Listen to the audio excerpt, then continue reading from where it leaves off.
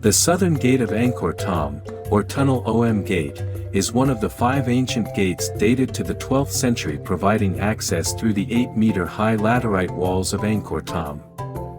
The south gate features the best-restored causeway, revealing the awe-inspiring effect that surely must have been one of the original intentions of its ancient master architects.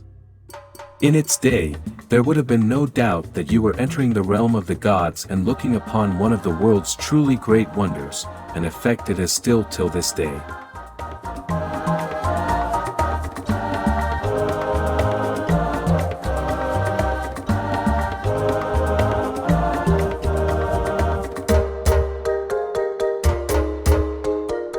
Approaching Angkor Thom, you are first met by the Grand Causeway that crosses the 100-meter-wide moat, which is flanked on either side by a Naga balustrade beginning with a massive stone carving of a 7-headed Naga, mythical serpent, being held by a multi-armed and multi-headed giant.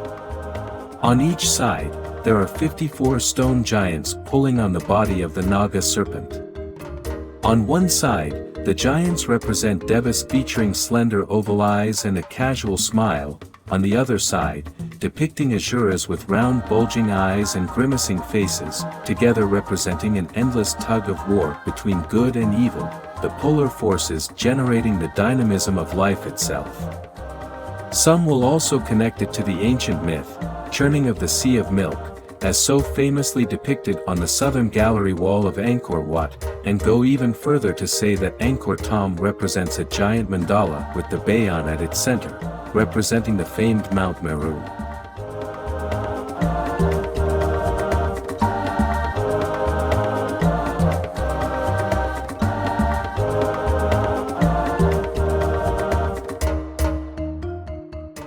The gates of Angkor Thom are a cruciform layout, with side chambers, approximately 20-meter high, joining to the 8-meter-high laterite wall that encloses the citadel of Angkor Thom.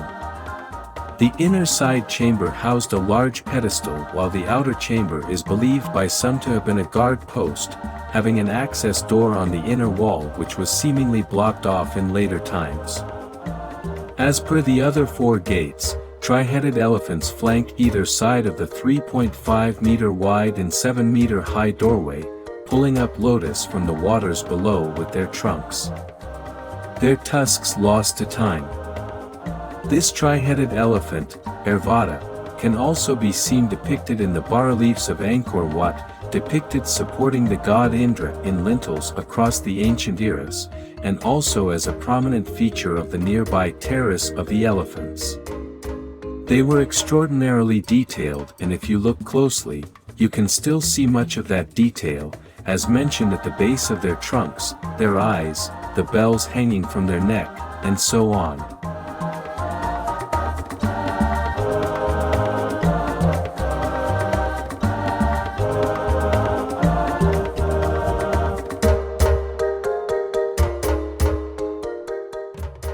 Above the elephants are 3 figures. A male flanked by 2 devas whom many believe to be a depiction of the King Jayavarman VII, holding the sacred Vajra, lightning bolt, with his 2 queens on either side, Indra Devi and Jayaraja Devi.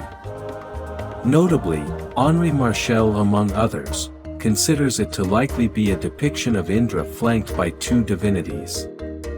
Indra, or Inda, Sakra, Saka, was a deity in the Hindu religion, also serving in both Mahayana and Theravada Buddhism along with Brahma as protectors of Buddhism. The triad of Indra and 2 consorts is not so unusual in the Buddhist world, also seeing examples in Nepalese art.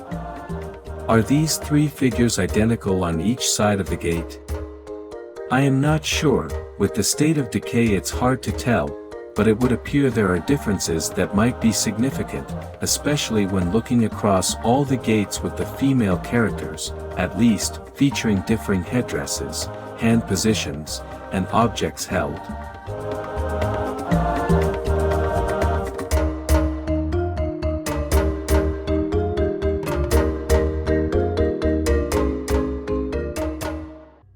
In actual fact, all the gates have slight stylistic differences. The West Gate, for example, features art styles of the earlier 11th century in its basement bands, leading one to assume they were constructed over a long time period, perhaps starting before Jayavarman VII, or making use of existing structures/recycled masonry among other possibilities.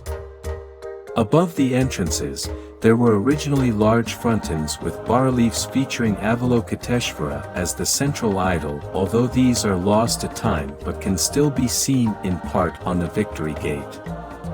Smaller pediments also carried depictions of Avalokiteshvara at the ends of the structure, just above the abutment to the wall, which is also best viewed on the other gates.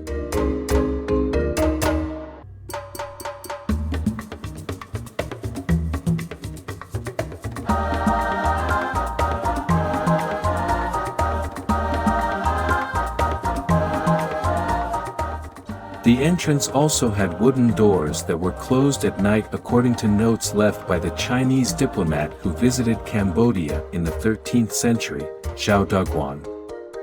Rising above the triad of Indra and his consorts, on each side of the entrance is a row of Devata in prayer, above whom are the four massive and beautifully carved faces, pointing in each direction.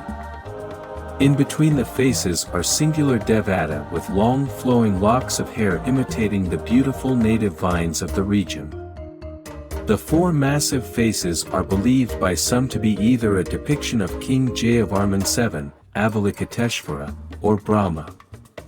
It's locally held to be the latter. Much like the smiling faces of the Bayon, it's an unresolved point with researchers. These four gigantic smiling faces feature a diadem in a diamond shape on their forehead, an ornate crown/tiara with a center emblem, and the iconic large ornamental earrings. Some faces appear to have a mustache, as a neat line curling at the ends, but they may just be remnants of the outer surround of the lips.